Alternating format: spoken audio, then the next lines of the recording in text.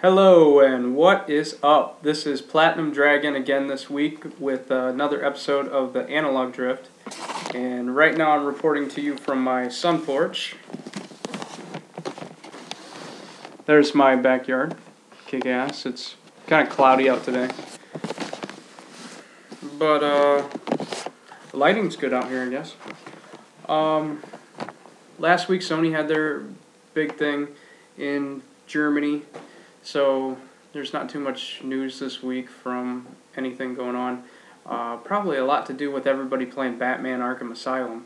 I just played the demo. I haven't played the actual game or anything like that, but it was pretty decent. Batman's not really my thing, but if you're a Batman fan, I'm sure it'll definitely kick ass. So this week, I'm just going to be talking about my top 5 most anticipated games for 2010. First one being Heavy Rain, which is a dramatic, like horror type flick. Well, I don't know if I'd really call it horror. It's more of a drama type thing. But it involves some kind of psycho killer called the Origami Killer. And you play one of 4 characters in the game. I guess you switch between them with different scenes and stuff like that. And this game has a lot of quick time events in it, which normally you would think bad, but in this case it enables your character to perform a lot of different actions that you couldn't normally map to a standard controller, such as stuff like you bump into a shelf and you have to catch something falling before it hits the ground, or else somebody will be alerted to your presence, or you get in fights and you have to go through a string of quick time events. You press, like circle, triangle, X, and you'll be dodging and reflecting attacks. And if you miss one of those buttons, then the bad guy is kicking your ass instead of you kicking their ass. And stuff like you have to shake somebody off of you. I don't know. From everything I saw, it looked pretty cool. I'm hoping that I can get my wife playing this with me. She likes those dramatic, scary type of things, and I think we'll probably both get pretty engrossed in that. We could do the old pass the controller thing and see who can get through the levels without dying. Next thing I'm really looking forward to is Red Dead Redemption. When I was a young kid, I always watched those cowboy flicks with John Wayne and Clint Eastwood and stuff like that. So I'm kind of looking forward to living out my childhood fantasies of being Wild West badass. And there's a lot of other neat things that they put in this game, like you have the ability to trap and hunt stuff, and I guess there's like 40 different kinds of animals you can hunt, and it's all in this open world GTA type atmosphere, which I'm a big fan of. Anything that they put on that engine is going to be awesome, so I'm excited for that. And if they throw in some good online play like they had in GTA or something like that, it'll be pretty kick-ass. Not much else I can think of to say about that game, but the next thing I'm looking forward to is DC Universe Online, which has me excited but also has me a little scared, because I played a lot of MMORPGs in the past, like Ultima Online. I played a little bit of. I was really big on Asheron's Call. I played some Anarchy Online, Lineage 2, World of Warcraft. But basically that was younger, and I was younger and I had a lot of discretionary income. Well, not a lot, but I had a job and I didn't have many bills because I was living with my dad, so I played MMOs. But now I'm on my own and stuff like that, so I don't really want to foot the $15 bill per month to play some kind of crappy video game.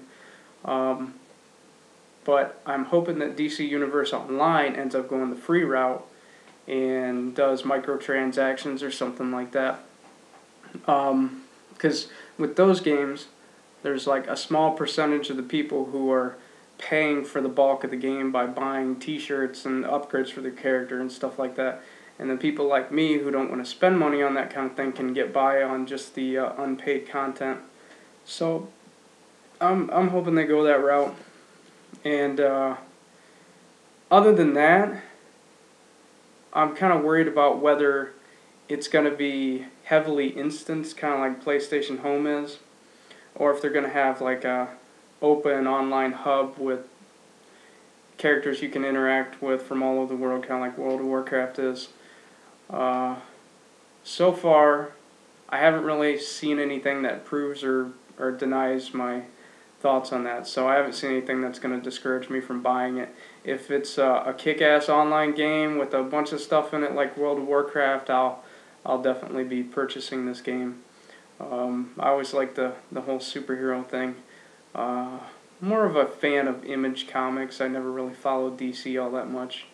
I think Marvel would be in second place of what kind of comic books I like, and DC's probably third on the list. But still, you'll be making your guy. You're not actually making a DC character.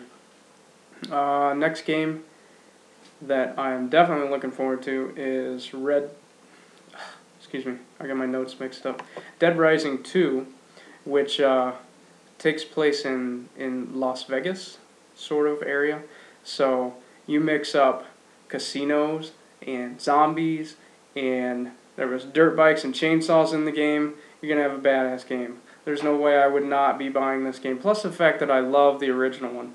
I don't know how much time I sunk into playing the original Dead Rising, but if this game is anything like that game, which I'm sure it is, I'm going to absolutely love it.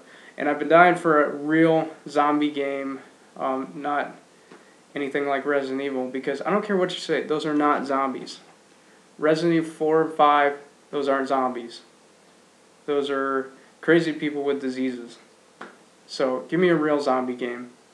And hopefully Resident Evil takes a turn back to the old school stuff, and we get a real Resident Evil game next time around. And then you add some good online play to that game, you have an awesome game again too. Last but not least, and these are in no particular order, but I am also looking forward to Mod Nation Racers.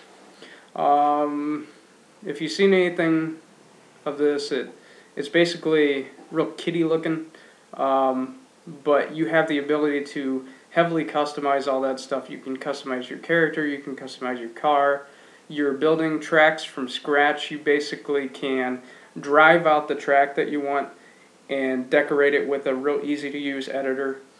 And I would think that like even the dumbest person can make a pretty awesome track. I hope to see a lot of really cool original creations like they have with Little Big Planet, and maybe somebody would go in and reinvent some tracks from a lot of my old favorite games, and probably add a lot of replay value to that game.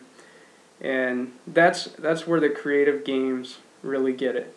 Games like Little Big Planet, games like Mod Nation Racers, WWE SmackDown vs. Raw 2010, where you can create your own storylines and everything, is that you get a lot of bang for your buck. That $60, you're adding like tons, limitless content. You could play the online user-created levels until they shut the servers off in 10 years or something like that. So, I mean, you're getting a lot out of that $60 value. So, anyhow, this is all I got for you this week. Feel free to comment below, and any questions, I'll answer them. If you want to hit me up on PSN, it's Platinum Dragon 7, and have a nice week. Thanks.